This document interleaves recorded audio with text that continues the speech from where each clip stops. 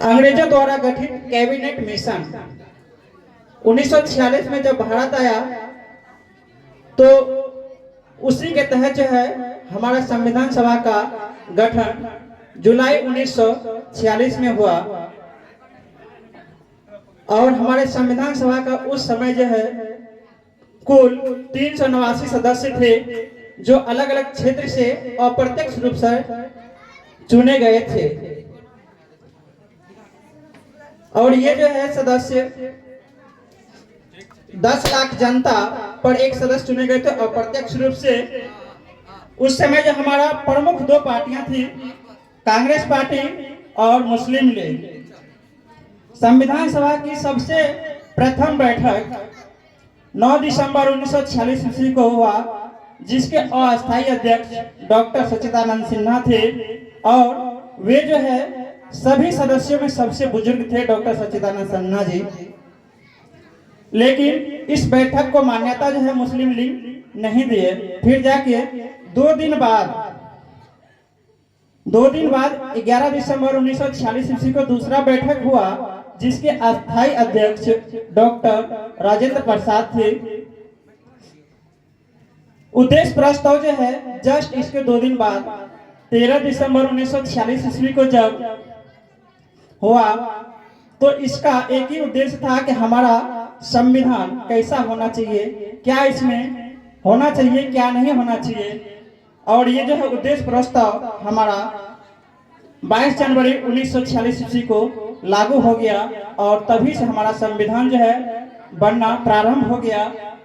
और संविधान बनने के क्रम में कुल मिलाकर 13 समितियां बनाई गई थी, जिनमें से सबसे प्रमुख समितियां प्रारूप समिति थी, जिनको हम ड्राफ्टिंग कमेटी भी बोलते हैं। और इसके अध्यक्ष डॉक्टर भीमराव अंबेडकर थे।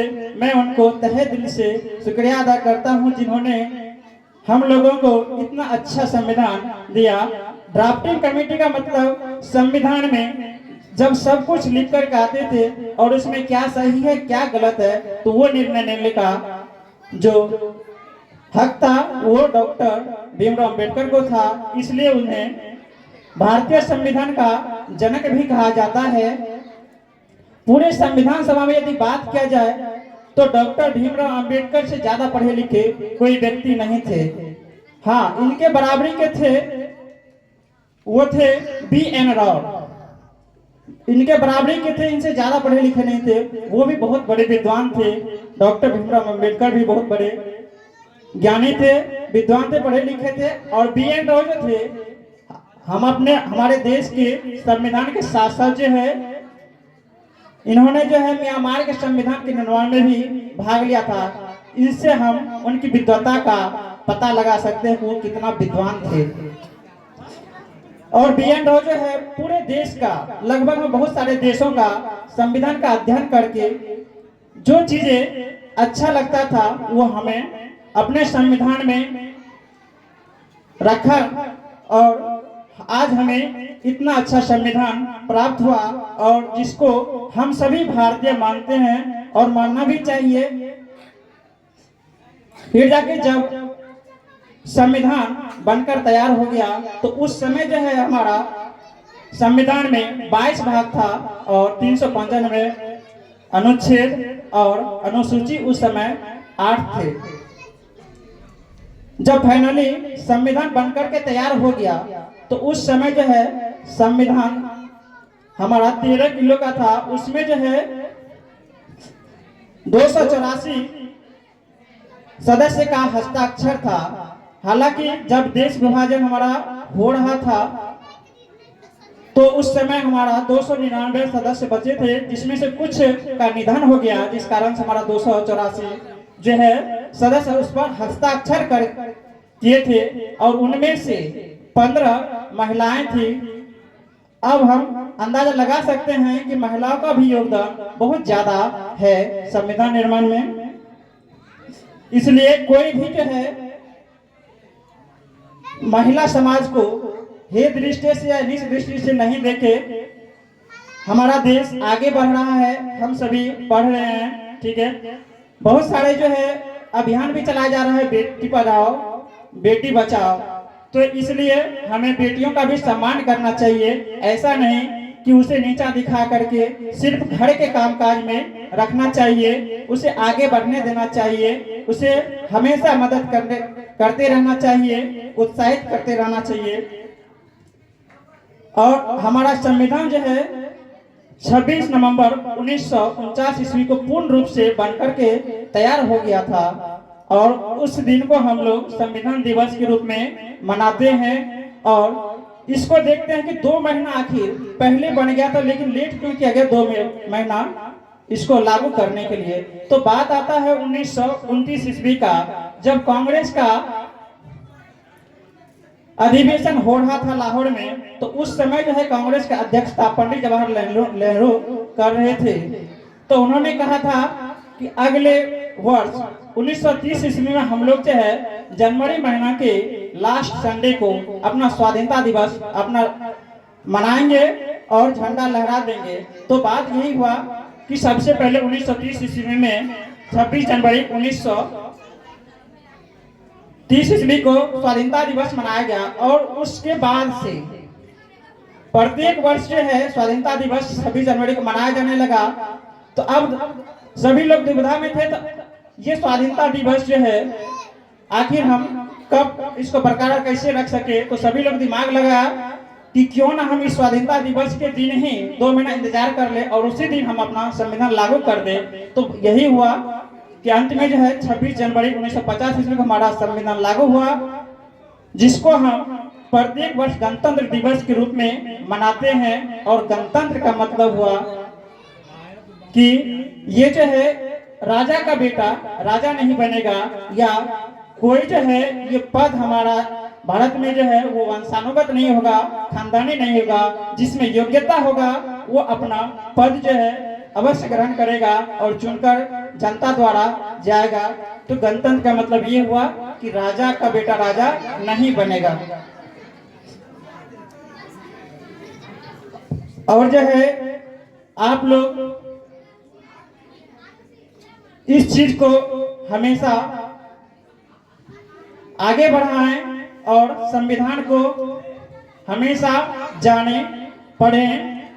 घर में गीता कुरान हो या ना हो, लेकिन घर में जो है एक संविधान का पुस्तक अवश्य होना चाहिए प्रत्येक घर में, ताकि हम अपने अधिकारों को जान पाएं और हम जो है गलत होते हुए को रोक सके और गलत होने से बचे। इसलिए सभी के घर में एक संविधान अवश्य होना चाहिए और इससे हमें बहुत सारा जानकारी अपने अधिकारों के बारे में, अपने कर्तव्यों के बारे में जानकारी मिलेगा और हमें आगे बढ़ने में मदद मिलेगा।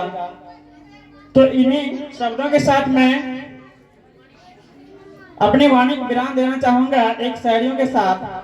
काश मेरी जिंदगी में सरहद की कोई शाम आए, काश मेरी जिंदगी में सरहद की कोई शाम आए, काश मेरी जिंदगी मेरे वतन के काम आए, मेरे वतन के काम आए। जय हिंद, जय भारत। छात्र छात्राओं एवं अध्यापक गणों को सबसे पहले मैं आज इस 26 जनवरी की ढेर सारी शुभकामनाएं देते हैं। और इसमें जो आप सभी बच्चों ने आज के जो माँ गायत्री विद्यापीठ की जो विधि व्यवस्था है उसमें आप लोग कई बच्चे बच्चियां जो अपनी कला का प्रदर्शन यहाँ करेंगे, ये बहुत ही सराहनीय है। आइए सबसे पहले मैं कहना चाहूँगा कि हो गई है पीर पर्वत सी पिघलनी चाहिए, हो गई है पीर पर्वत सी पिघलनी चाहिए। इस माँ गायत्री विद्यापीठ से कोई गंगा निकलनी चाहिए। मेरे सीने में ना सही तेरे सीने में ही सही, आज सभी देशभक्तों के द्वारा जोरदार भारत माता की जयकारा होनी चाहिए। भाई एक बार जोश और खरोश के साथ अगर आप लोग वास्तव में देश भक्ति अपने दिल में रखते हैं, एक बार सभी आदमी भारत माता की जयकारा लगाएंगे। इसके बाद में आप लोगों को थोड़ा सा कुछ चुटकुला सुनाएंगे अपनी देश के बारे में, आप लोग जरूर सुनिएगा। इसलिए एक बार बोलिए वंदे भारत माता की। और देखिए जो जुनून होनी चाहिए देशभक्ति में वो आप लोगों में दिखाई नहीं दे रहा है। और आप ही सभी बच्चे देश की भविष्य हैं। इसलिए कहना है कि जिंदगी में कभी खुशी तो कभी गम होता है, जिंदगी में कभी खुशी तो कभी कम होता है, कभी ज्यादा तो कभी कम होता है। देशभक्ति के नाम पर जोरदार तालियां वही देशभक्त लोग बजाते हैं जिनके बाजुओं में दम होता है। तो आप लोगों की बाजुओं में उतना दम नहीं दिखाई दे रहा, इसलिए एक बार जोरदार ताली होनी चाहिए, हमारे लिए नहीं, ये मां गायत्री विद्यापीठ के द्वारा जो आपकी विधि व्यवस्था दिया गया है उसके लिए जोरदार तालियां होनी चाहिए।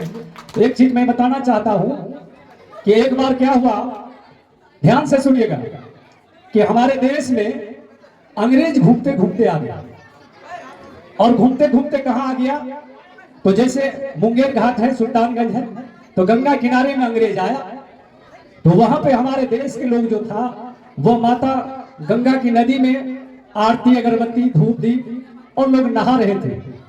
तो अंग्रेज ने देखा कि ये लोग पानी में क्या कर रहे हैं, ये धूप दीप आरती लगा रहे हैं। अंग्रेज ने बोला व्हाट दिस इज, यह क्या है।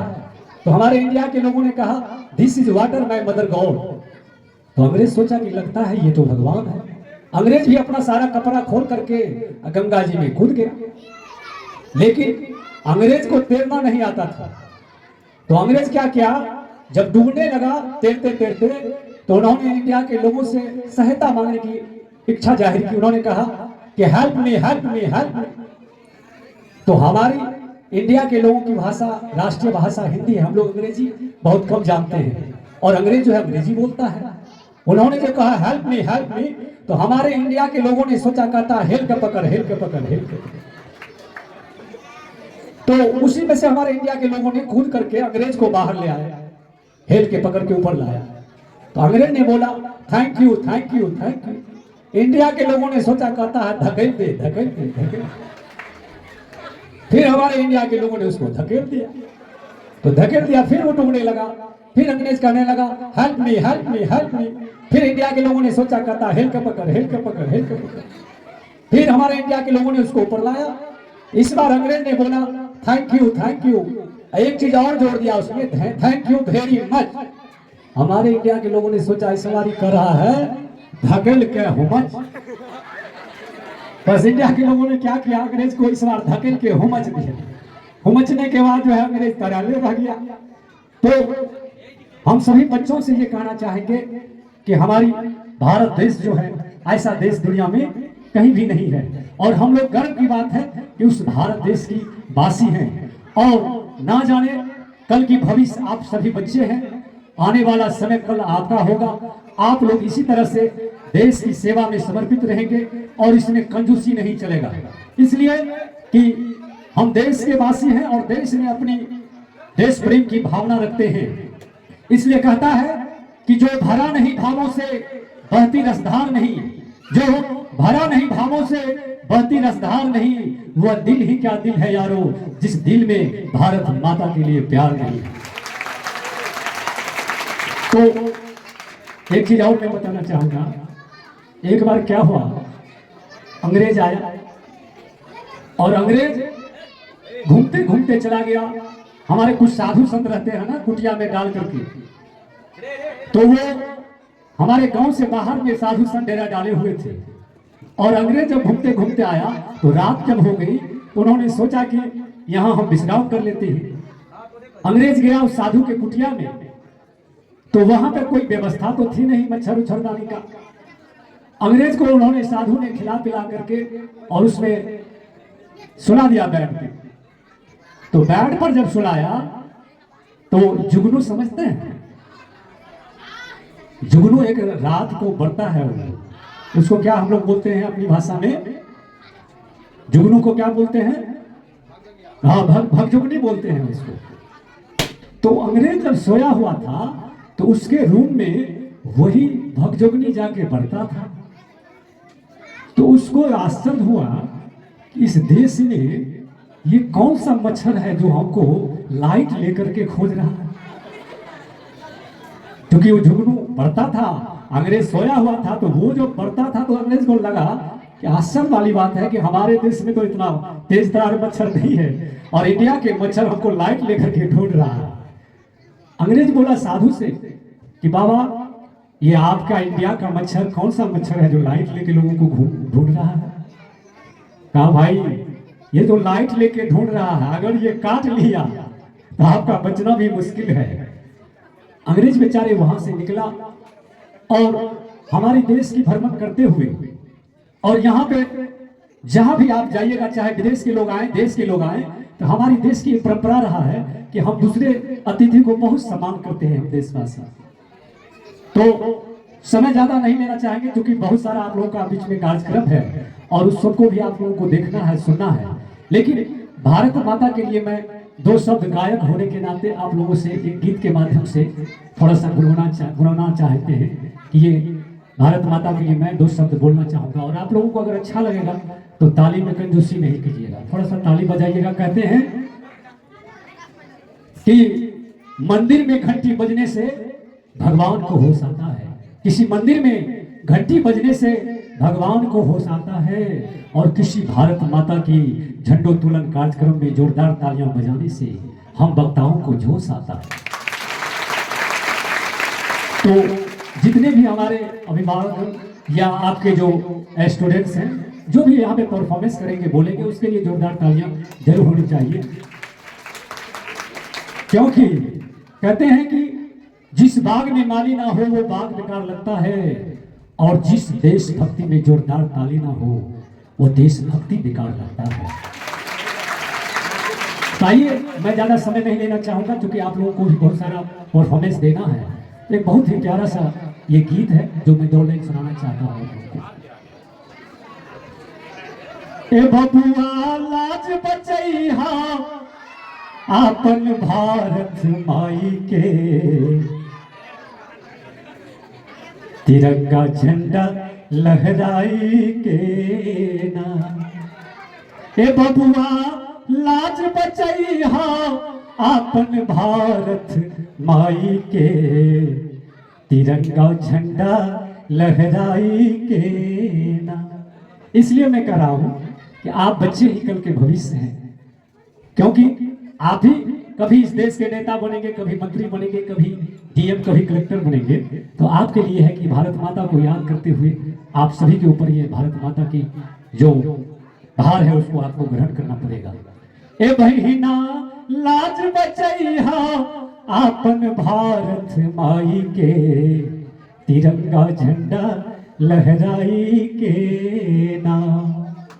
भारत भारत सोना के चिड़िया जाने साराई दुनिया, भारत सोना के चिड़िया जानत साराई दुनिया। बांके बिहारी कहै छा भारत के गुण गाई के, लाज बचैहा भारत माई के नाम। राखी हो देशवा के शान चाहे चली जाई जान, राखी हो देशवा के शान चाहे चली जाई जान। मार भगैहा बहिना दुश्मन और कसाई के, लाज बचैहा भारत माई के नाम। हे बहिना लाज बचैहा आपन भारत माई के, झंडा तिरंगा लहराई के। एक चीज कहना चाहेंगे, कौन कौन अपने भारत माता के लिए जान न्यौछावर करने चाहते हैं? कृपया हाथ उठाइए। नहीं, इसमें इतने जोश खरोश से हाथ उठनी चाहिए, और कुछ लोग उठा रहे हैं, कुछ नहीं उठा रहे। लगता है देशभक्ति आप में नहीं है क्या? और जोरदार ताली होनी चाहिए इस पे।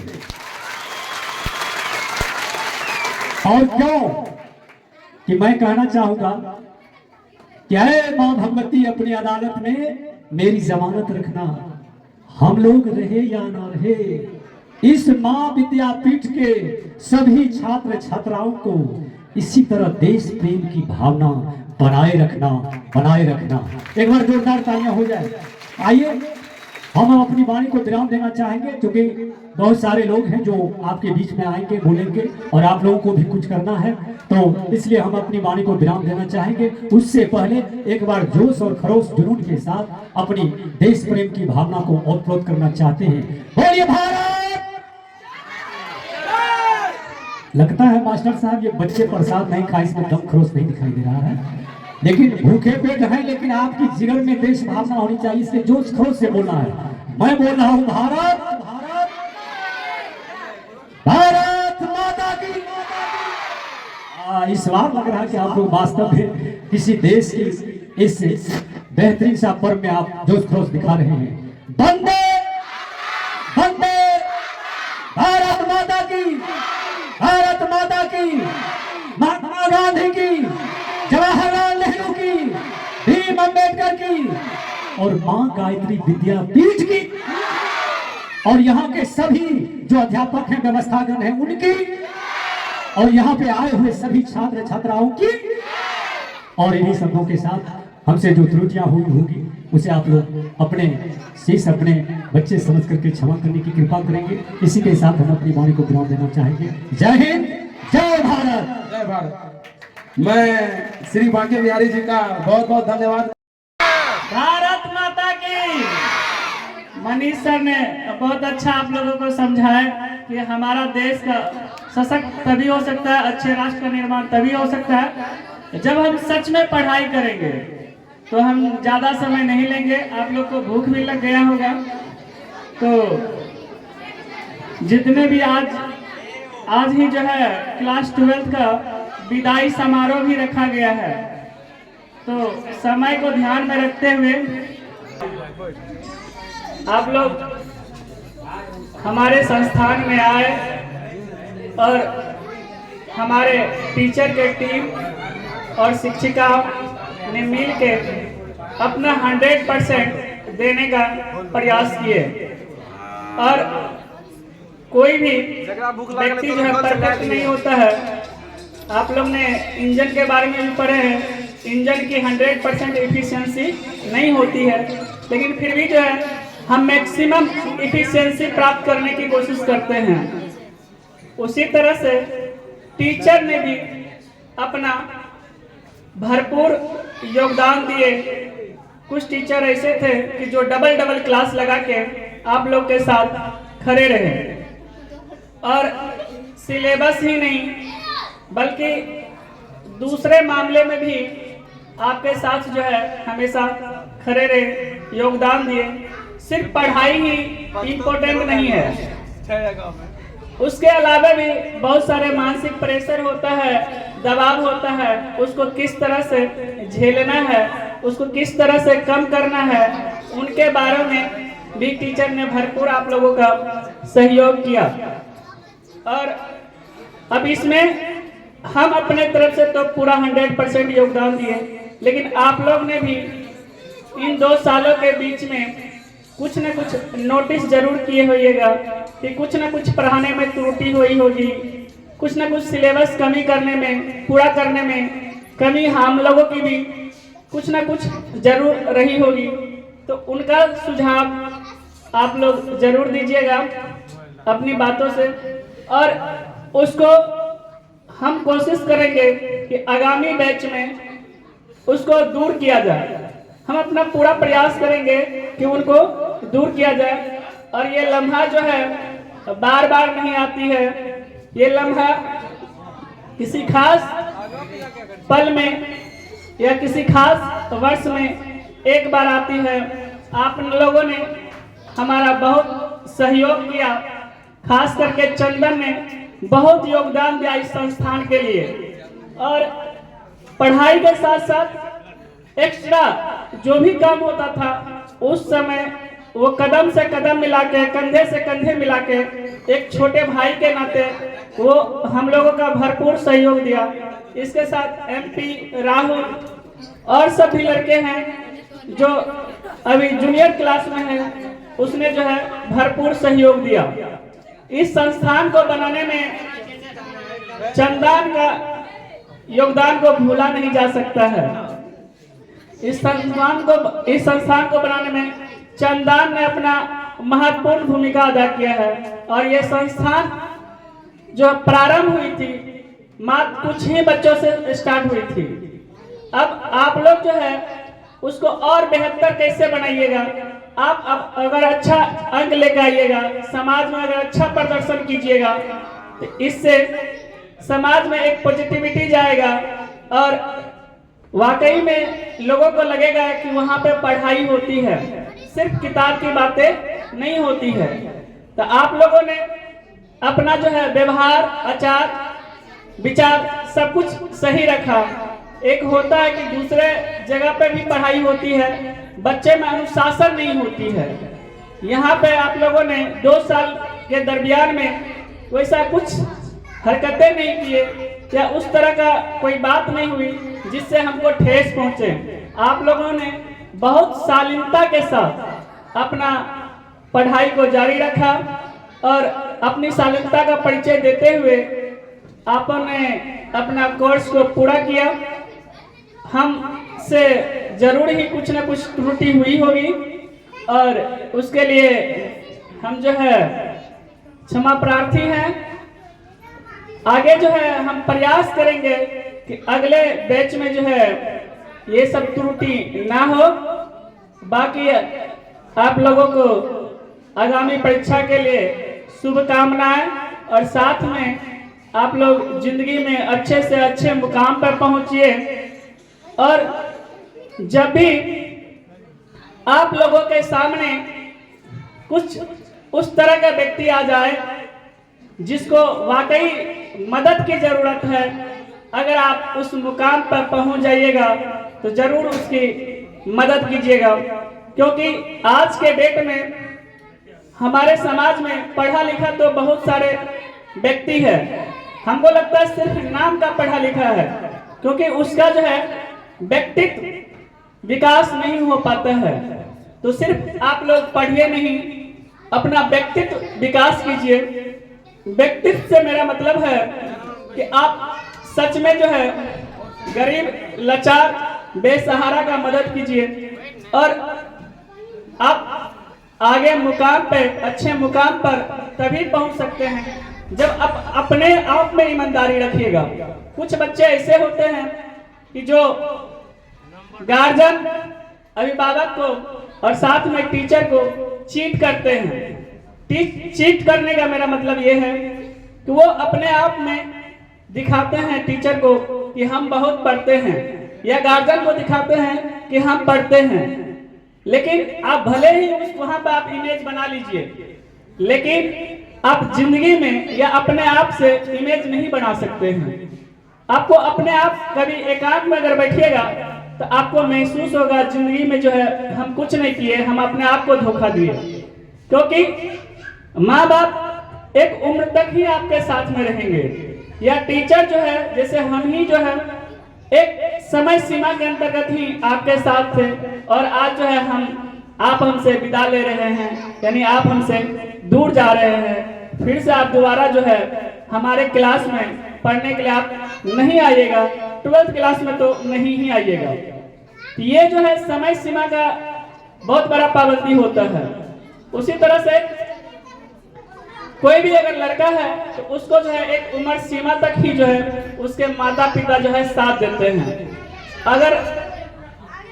अगर वो अच्छे से उस समय सीमा के अंतर्गत सही से अपने व्यक्तित्व का विकास नहीं किया हो, या पढ़ाई पर ध्यान नहीं दिया हो, या जो काम करने दिया जाता है उस पर वो मन नहीं लगाया हो, तो फिर उसको बाद में पछतावा के सिवा कुछ नहीं मिलता है।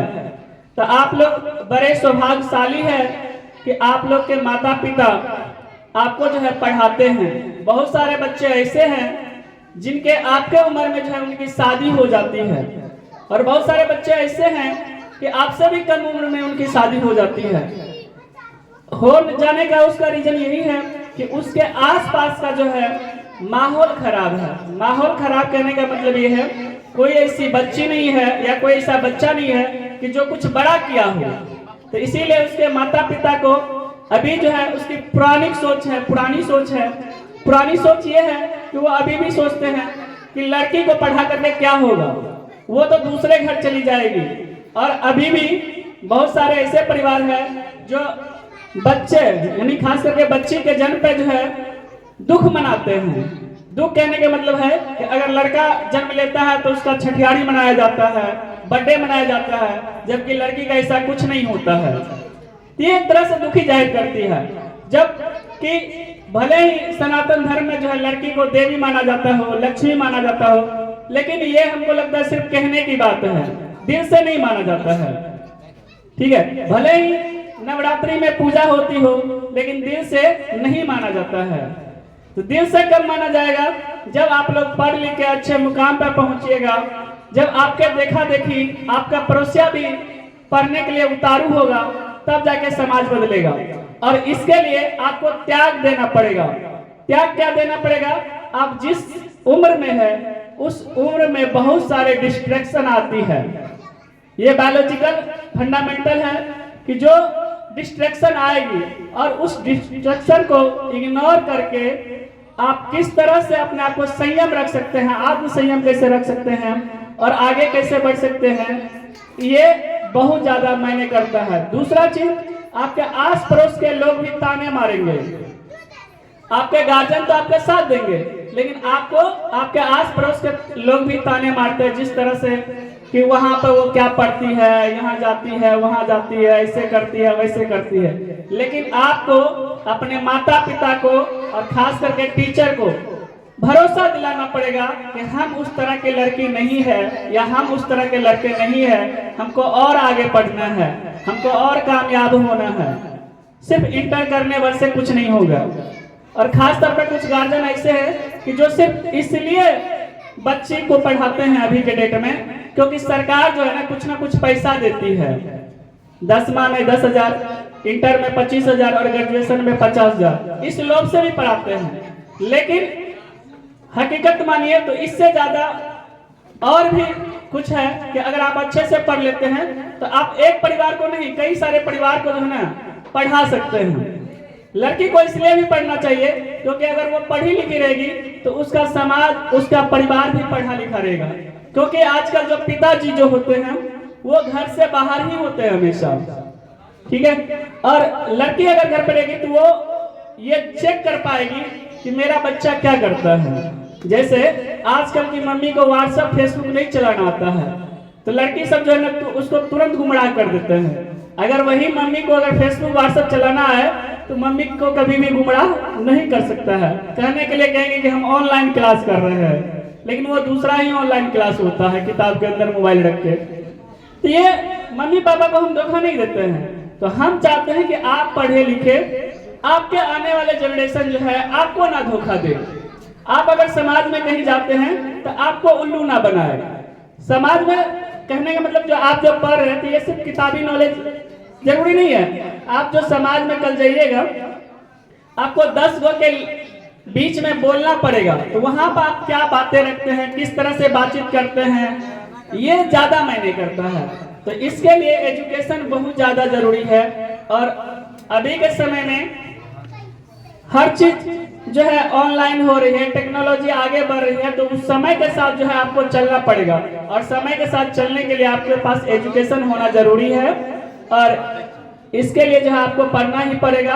और पढ़ने के लिए जो है आपका अपना आचार व्यवहार विचार जो है सही रखना पड़ेगा। क्योंकि अभी के डेट में 100 में से जो है मात्र 20 बच्चा ही पढ़ पाता है, क्योंकि उसका आचार व्यवहार अगर सही नहीं रहता वो आगे तरक्की नहीं कर पाता है। भले ही अगर आप अभी निकल जाइएगा 12th कर लीजिएगा, लेकिन आगे क्लास में जब जाइएगा तो वहां पर आपको आत्म संयम रखना पड़ेगा।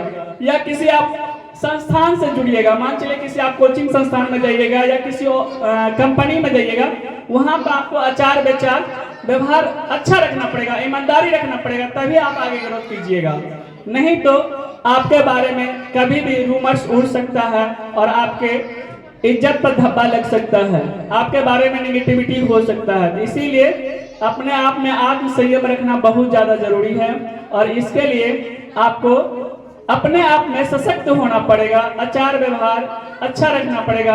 आपको वैसी आचरण नहीं करना है जिसको समाज गलत मानता है। कुछ लड़की ऐसे होते हैं कहते हैं कि माय लाइफ माय चॉइस, तो इस तरह की बातें नहीं करनी है कि माय लाइफ माय चॉइस, मेरी मर्जी, हमको जो करना है हम करेंगे, दूसरा कौन होता है रोकने वाला। अगर समाज गलत मानता है उस किसी भी चीज को तो उसको आपको नजरअंदाज करना पड़ेगा, इग्नोर करना पड़ेगा, क्योंकि हमारा समाज अभी भी उतना आगे नहीं बढ़ा है जितना हम लोग मोबाइल या टीवी में जो है देखते हैं। उसको कम करके ही चलना पड़ेगा। हमको ज्यादा से ज्यादा फोकस जो है अपने पढ़ाई पर, व्यक्तित्व पर फोकस करना है। और आजकल का समय ऐसा है कि जैसे नियम कानून जो पढ़ते हैं हम लोग, ठीक है, तो वो किताब में कुछ और है और रियल लाइफ में कुछ और है। किताब में कुछ और है और रियल लाइफ में कुछ और है। जैसे हम लोग स्वच्छता अभियान करते हैं या हम लोग करते हैं, जैसे कि खास करके मम्मी पापा का ये सपना रहता है कि मेरा बच्चा अगर पढ़ लिख लेगा ना तो वो अच्छा व्यवहार करेगा, चोरी चकारी नहीं करेगा। लेकिन रियलिटी देखिए, जो जितना पढ़ा लिखा होता है वो उतना ज्यादा दहेज लेता है, वो उतना ज्यादा घूस लेता है, वो उतना सफेद झूठ बोलता है। तो इसीलिए उसका व्यक्तित्व का निर्माण नहीं है। अभी ही देखिएगा, जो ट्रैफिक पुलिस के डर से जो हेलमेट लोग लगाता है, लोग इसलिए हेलमेट नहीं लगाता है कि उसका दुर्घटना हो जाएगा तो उसका सर का बचाव होगा। वो इसलिए हेलमेट लगाता है ताकि वो क्या चालान ना कटे। तो इस तरह से उसका व्यक्तित्व का निर्माण नहीं हो रहा। भले ही हम पढ़ा लिखा रहे हैं लेकिन उसका व्यक्तित्व का निर्माण नहीं हो रहा है। समाज आगे नहीं बढ़ रहा है। भले पढ़े लिखे लेकिन सच में पढ़े लिखे होना चाहिए, सिर्फ डिग्री से नहीं होना चाहिए। क्योंकि अगर जब आप डिग्री लीजिएगा तो फिर आपको नौकर बनना ही पड़ेगा। आप जो है दूसरे का हामी कीजिएगा ही।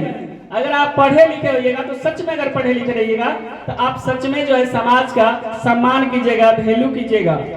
नहीं तो फिर क्या है, आजकल फैशन बन गया है, ठीक है, हर चीज का। आज तो कुछ ज्यादा फैशन हो गया तलाक वलाक का, जो शादी कर लेता है फिर डिमांड करता है। और दूसरा चीज ये भी फैशन हो गया कि जो जितना ज्यादा दहेज लेगा उसका उतना ज्यादा नाम होगा। तो ये सब जो फैशन बना है इसको खत्म कौन कर सकता है? आप ही लोग कर सकते हैं। आप लोग के तरह ही बच्चा कर सकता है। और ये तभी खत्म होगा जब आप आगे जो है सच में पढ़िएगा, आगे बढ़िएगा, सच में शिक्षा का महत्व समझिएगा, दूसरे के मजबूरी को समझिएगा। तो आज हम इतना ही कहना चाहेंगे कि आप लोग, अभी तो आप लोग के पास देने के लिए कुछ नहीं है, लेकिन आने वाला भविष्य में हम उम्मीद करते हैं कि आप लोग अच्छे पोस्ट पर पहुंचे। और वहां पे कभी भी अगर आप लोग के सामने कोई लाचार व्यक्ति आ जाए, कोई बेसहारा व्यक्ति आ जाए, तो आपको जितना हो सके उतना जरूर उसका मदद करें। जैसे अभी के डेट में क्या होता है, हॉस्पिटल में देख लीजिए कि रात को अगर कोई इमरजेंसी केस आ जाता है तो उसको पहले फॉर्मेलिटी के लिए फॉर्म भराया जाता है कि अगर इसका कुछ हो जाएगा तो हम नहीं जिम्मेवारी लेंगे। उसके बाद उसको काउंटर पर भेजा जाता है कि आप पैसा जो है ना पहले जमा कराओ, तब हम इसका ऑपरेशन करेंगे।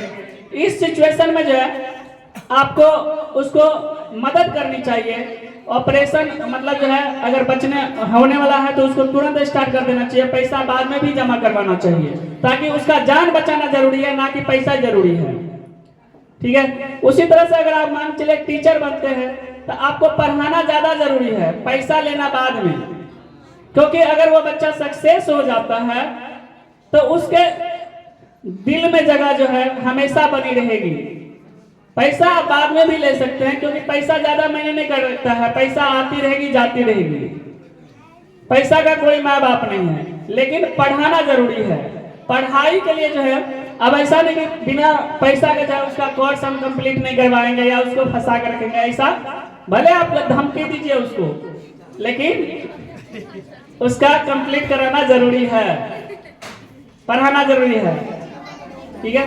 तो हमारे यहाँ वैसे बच्चे भी हैं जो जिनके पास पैसा नहीं है, तो वो बच्चे भी पढ़ते हैं और उनको हम फ्री में पढ़ाते हैं। उससे कोई भी मतलब जो है तगादा नहीं किया जाता है, उससे कोई भी फीस नहीं लिया जाता। लेकिन जो बच्चे सक्षम है उस बच्चे से जो है फीस भी लिया जाता है और उसको डांटा भी जाता है। ठीक है। तो आगे हम इतना ही कहेंगे कि आप लोग जो है अच्छे मुकाम पर पहुंचिए और ईमानदारी रखिए, अच्छा आचार विचार रखिए, व्यवहार अच्छा रखिए और देश के निर्माण में अपना योगदान दीजिए। जय हिंद, जय भारत। सबसे पहले आप सभी को गणतंत्र दिवस की हार्दिक शुभकामनाएं। जितने भी स्टूडेंट, छात्रगण और मेरे साथीगण सभी यहाँ पधारे हैं, आप सभी को 26 जनवरी गणतंत्र दिवस की हार्दिक शुभकामनाएं। जैसा कि आप सभी जानते हैं कि आज हमारे सीनियर क्लास 12 का इस हमारे क्लास में लास्ट दिन है, यानी कि आखिरी दिन है। तो सबसे पहले मैं आप सभी को संबोधित करना चाहूँगा कि प्रिय छात्रों, इस विदाई समारोह में आप सबों को मेरे आप सभी को उज्जवल भविष्य की मैं हार्दिक शुभकामनाएं करता हूं। साथ में मुझे आपसे बात करके गर्व महसूस हो रहा है और खुशी भी हो रही है और उदासी भी थोड़ी सी हो रही है। खुशी इस बात की है कि आपने अपने जीवन का एक पड़ाव, आपने अपने महत्वपूर्ण जीवन का एक पड़ाव पार किया है, और गर्व इस बात की है उस पड़ाव को आपने हमारे साथ मिलकर के पार किया है। और उदासी इस बात की है कि आप आज से हमारे दिन चर्चा का हिस्सा नहीं रहेंगे। आज आप हमारे क्लास में आखिरी दिन है, तो यह स्थान हुआ है जहाँ पे आपने अपने जीवन का महत्वपूर्ण पड़ाव पार किया है। इस स्थान पर आपने अपने साथियों के साथ मिलकर के बहुत समय व्यक्त किया है, अपने जीवन के बारे में, अपने क्लास के बारे में, अपने शिक्षा के बारे में बहुत कुछ सीखा है और बहुत कुछ समझा है और बहुत कुछ जाना है। विदाई एक ऐसा पल है जब अपने अतीत को यादें सजोने का वक्त है। जब आप अपने जीवन में कहीं पर भी जाइएगा, अपने जीवन में कहीं भी रहिएगा, तो आप इस दिनों को याद करेंगे, आप इस दिनों को याद करके उसके संवारेंगे, अपने जीवन को, भविष्य को बेहतर करेंगे और याद करेंगे कि हमने एक साल ऐसा बिताया था जो कि बहुत ही मनोरंजन और बहुत ही अच्छा रहा था। और यह पड़ाव जो आप सभी को एक अच्छे तरीके से सिखाता है कि आप अपने जीवन में कैसे आगे बढ़ सकते हैं। जहाँ तक एक शिक्षक के रूप में बात है, तो मैंने अपना सर्वश्रेष्ठ देने की कोशिश की और आपको बेहतर से बेहतर तरीके से सिखाने का प्रयास किया और आपको जीवन में बेहतर तरीके से आगे बढ़ने के लिए प्रेरित किया। ना सिर्फ पढ़ाई के क्षेत्र में बल्कि जीवन के भी क्षेत्र में जो भी हमसे बन सकता था वो मैंने किया और आपको बेहतर बनाने के लिए काम किया। आप लोग सभी अभी आप इसी इंस्टीट्यूट में पढ़ते हैं, आगे जहाँ भी जाइएगा, जहाँ भी रहिएगा, जिस क्षेत्र में भी रहिएगा, वहाँ पर अपने कठिन मेहनत और कठिन परिश्रम से, सफलता से जीवन की हर चीज़ को पाने की कोशिश कीजिएगा और बेहतर इंसान बनने का कोशिश कीजिएगा। दुनिया में सब कुछ, हर चीज़ नहीं होता है। दुनिया में सबसे महत्वपूर्ण चीज़ है एक बेहतर इंसान बनना, और आप लोग एक बेहतर इंसान बनने की हमेशा से कोशिश कीजिएगा और अपने समाज में और अपने परिवार में बदलाव लाने की कोशिश करेंगे। इसी के साथ मैं अपने भाषण को, अपने स्पीच को बढ़ा देता हूँ, क्योंकि आगे और स्पीच टीचर हैं अपने भाषण देने के लिए। साथ ही आपको आगामी परीक्षा के लिए हार्दिक शुभकामनाएं और आपके बेहतर, आप अपने जीवन में बेहतर कर सके, इसके लिए हमारा आशीर्वाद आप लोगों के साथ है और अपने जीवन में आप लोग सफल हो जाए और अच्छे से आप लोग एग्जाम दीजिएगा। धन्यवाद। सामने और आप लोगों को मैंने बोला भी था, आप लोगों को बहुत ज़्यादा तमन्ना भी रहता है कि मैं कुछ आप लोगों को गाकर सुनाऊं, तो मैं प्रयास करता हूं। कुछ जो है ये पल ही ऐसा है कि मुझे रहा नहीं जा रहा है, इसलिए मैं ये जो है आप लोगों के सामने गाने जा रहा हूं। और ये है पल कि जब एक बेटी विदा हो जाती है और ससुराल में कुछ दिन बिताती है, तब वह जो है एक पत्र के माध्यम से अपने पिताजी को कहती है, सच बात पूछता हूँ बताना न बाबूजी, छुपाना न बाबूजी, क्या याद मेरी आती नहीं। सच बात पूछती हूँ बताना न बाबूजी, छुपाना न बाबूजी, क्या याद मेरी आती नहीं। पैदा हुई घर में मेरे मातम सा छाया था, पापा मेरे खुश थे मुझे माँ ने बताया था, ले ले के नाम प्यार जताते भी मुझे थे, आते थे कहीं से तो बुलाते भी मुझे थे, मैं हूँ नहीं तो किसको बुलाते हो बाबूजी, क्या याद मेरी आती नहीं।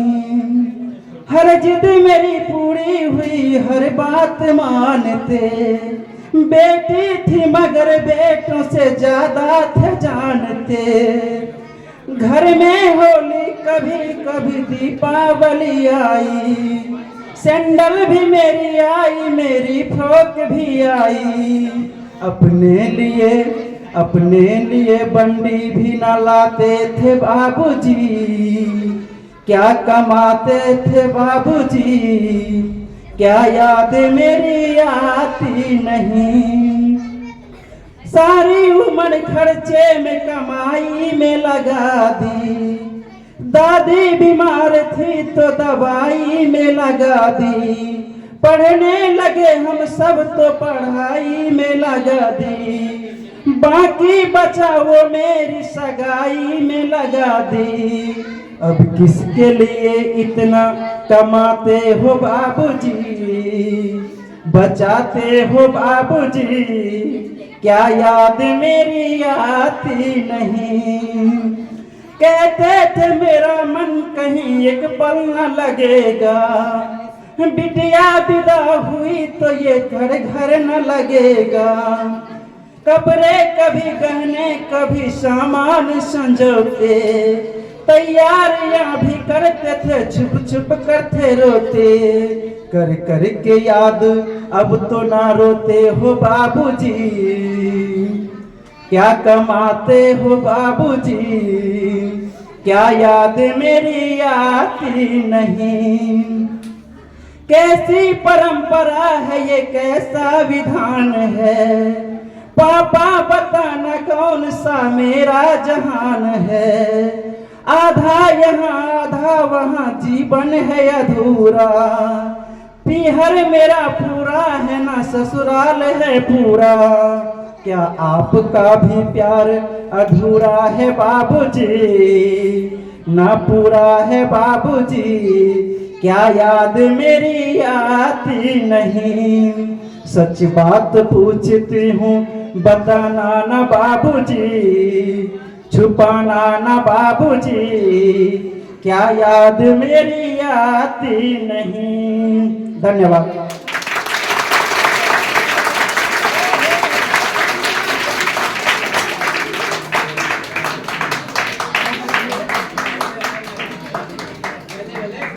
सबसे पहले मैं क्लास 12 के छात्र छात्राओं को हार्दिक स्वागत करता हूं कि आप लोग जो आगामी आने वाले 2 फरवरी से है ना, 1 फरवरी से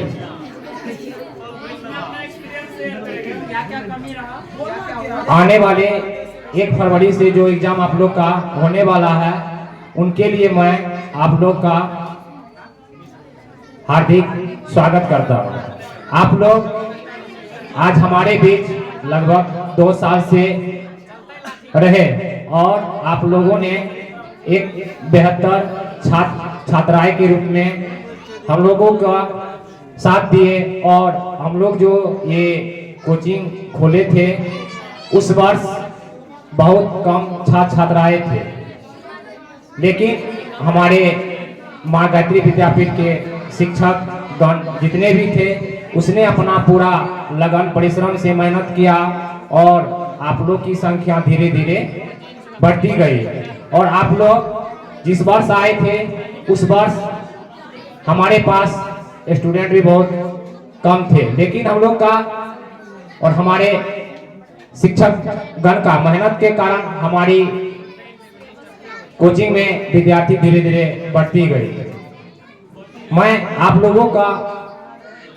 लोगों से यही कहना चाहता हूं कि आप लोग जो इस एग्जाम को देने जा रहे हैं, इस एग्जाम के बाद आप लोग से हमारी मुलाकात या हमारे शिक्षकगण से मुलाकात हो ना हो, लेकिन आप अपने जीवन में जो भी सर यहाँ से बताए गए सर के द्वारा उसको आप याद रखिएगा, उस पहलू को आप लोग फॉलो कीजिएगा, क्योंकि जीवन बहुत बड़ी यात्रा है। जन्म लिए मृत्यु को प्राप्त करेंगे, लेकिन इस बीच में शिक्षा हमारे लिए बहुत ही महत्वपूर्ण है। आप लोगों को जो शिक्षा मिली किताबी ज्ञान, साथ साथ में हमें अपने पारिवारिक जीवन में कैसे आगे बढ़ना है, अपने समाज का कैसे निर्माण करना है, उनमें आप लोग की बहुत बड़ी भूमिका होने वाली है। क्योंकि इस क्लास के बाद, इस एग्जाम के बाद हो सकता है कौन कहाँ रहे नहीं रहे, लेकिन हमारे जो भी शिक्षकगण हैं जो भी बताए हैं उनको आप लोग जरूर याद कीजिएगा, क्योंकि ये फिर बताने वाले ना हम रहेंगे ना हमारे शिक्षकगण रहेंगे। लेकिन आप लोग को जो यहाँ से बताया गया है आप लोग उनको बेवकूफ़ी से आप लोग निभाइएगा और अपने जीवन की इस यात्रा को आगे बढ़ाते जाइएगा। खुद तो सही राह पे चलिएगा और अपने साथीगण आसपास में जो भी हो उन्हें भी सही राह दिखाने का कोशिश कीजिएगा। आप लोग अब बस याद के पल बनते जा रहे हैं आप लोग का विदाई समारोह लगभग बहुत नजदीक आ गया है।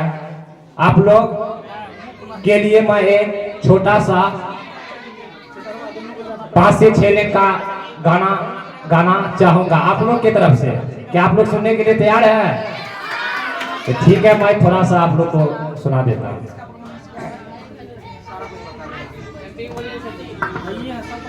आप लोग की इस विदाई पे मैं आपको इस याद को और सजोना चाहूंगा और इस याद को और यादगार बनाना चाहूंगा, क्योंकि इसके बाद ना आप रहेंगे ना ये फिर आपके साथी रहेंगे, क्योंकि समय एक लंबी यात्रा है। इसी तरह से क्लास में आएंगे, अपनी अपनी क्लास करेंगे और आगे बढ़ेंगे, लेकिन फिर ये पल नहीं आएंगे, क्योंकि हम लोग भी जब आपके क्लास में थे उस पल को याद करते हैं, सिर्फ याद कर रहते हैं। उस पल में फिर हम जा नहीं सकते हैं, इसीलिए आप लोग इस पल को यादगार बनाएं। इसी के लिए मैं 2 लाइन गाने जा रहा हूँ। उस लाइन का नाम है मैं पल दो पल का शायर हूँ। मैं पल दो पल का शायर हूँ, पल दो पल मेरी कहानी है, पल दो पल मेरी हस्ती है, पल दो पल मेरी जिंदगानी है। मुझसे पहले कितने आए, मतलब आपसे पहले बहुत आए, लेकिन आप लोग फिर ना आएंगे, क्योंकि आप लोग बहुत याद आएंगे। कुछ आए भर लौट आए, कुछ नगमे गाकर चले गए, कुछ आए आहे भर कर चले गए, आप लोग नगमे पर लौट गए। वह पल भी एक किस्सा था, आप लोग भी मेरा एक हिस्सा है, और इस हिस्से को मैं और आप लोग को बोलते बोलते मेरे आंख में आंसू आ रहे हैं, और आप लोग को देख के लगता है इस पल को मैं फिर याद करते रह जाऊं। मेरा तो बोलते ही वक्त ही ठहर जाए और आप लोग यहाँ से जाए ही नहीं, क्योंकि इसके बाद आप लोग यहाँ इस तरह से बैठे नहीं रहेंगे, फिर सबका याद रहेगा और यादें ही रह जाएगा। कल तुमसे, कल नहीं आज आप लोगों से जुदा हो जाऊंगा और आप लोग हमसे जुदा हो जाएंगे, फिर याद बहुत आएगी। कल और नगमे खिलती कलियां चुनने वाले, मुझसे बेहतर कहने वाले आएंगे, आपसे बेहतरीन पढ़ने वाले भी आएंगे, आपसे बेहतरीन करने वाले भी आएंगे, लेकिन आप लोग नहीं आएंगे, ना हम लोग आपसे मिलेंगे, क्योंकि ये पल नहीं थमने जा रहा है। इसी के लिए तुमसे बेहतर सुनने वाले आएंगे, तुमसे बेहतर कहने वाले भी आएंगे, लेकिन आप लोग नहीं आएंगे, क्योंकि ये जीवन एक क्या है, यात्रा है, और इस यात्रा को आप लोग धीरे धीरे आगे बढ़ते जा रहे हैं। आप लोग को देख कैसे लग रहा है कि जैसे आप लोग एक बहुत बड़ा हिस्सा से अलग होने जा रहे हैं। क्यों कोई मुझको याद करे, कहने का ये मतलब है क्यों मैं आपको याद करूंगा और क्यों आप मुझे याद करेंगे। याद करना इसलिए क्योंकि आपके साथ एक शिक्षक और छात्र का रिश्ता नहीं है, शिक्षक और छात्र एक गुरु और शिष्य का रिश्ता है ही। शिक्षक एक दोस्त की तरह होते हैं, एक माँ बाप की तरह होते हैं। वो शिक्षा सिर्फ किताबी ज्ञान नहीं देते हैं, जो ज्ञान आपको अभी घर में माता पिता नहीं देंगे, वो ज्ञान आपको क्लास में शिक्षक के द्वारा मिले होंगे कि कैसे हमें अपने इस जीवन में आगे बढ़ना है, कैसे इस जीवन में अपनी दौड़ को आगे ले जाना है। क्योंकि इस तरह से आपका साथीगण फिर नहीं मिलेगा, ना ही यहाँ के शिक्षकगण मिलेंगे। फिर ये जीवन का यात्रा आपको खुद करना है, बस सही दिशा का जरूरत है, उस दिशा पे आप लोग चलते जाए। ये मसरूफ जमाना है, आप लोग मसरूफ हो जाइएगा। क्यों वक्त अपना बर्बाद करें। मैं नहीं, आप पल दो पल का शायर है, आप लोग की ये पल दो पल की कहानी है। आप लोग अपने जीवन में आगे बढ़िए, खूब तरक्की कीजिए। हम सभी शिक्षकगण और माँ गायत्री विद्यापीठ की ओर से आप लोग को आशीर्वाद प्रदान करता हूँ कि आप अपने जीवन में जो भी कुछ करें वो मनोवृत्ति के साथ करें और अपने लाइफ में मतलब अपने जिंदगी में उस मुकाम पे पहुंचे कि जिससे आपके शिक्षकगण हो या माता पिता हो या समाजगण हो उनका नाम ऊंचा हो। अगर जिंदगी है त्रुटियां होती है, उस त्रुटियां को जो सुधार करके जिंदगी में आगे बढ़ गया उससे बड़ा कोई समझदार नहीं होता है। इसी के साथ मैं अपने वाणी को विराम देता हूँ। जाने का इच्छा मैं मनीष जी को बहुत बहुत धन्यवाद देना चाहूंगा, बहुत अच्छी अच्छी बातें उन्होंने कही है।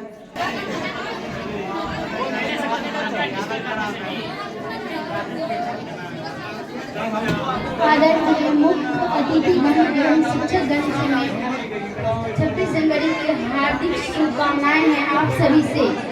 और मैं अलविदाई के अवसर पर 2 लाइन बोलना चाहते हैं। हम सभी जानते हैं कि आज हमारे इंस्टीट्यूट का आखिरी दिन है। आज मैं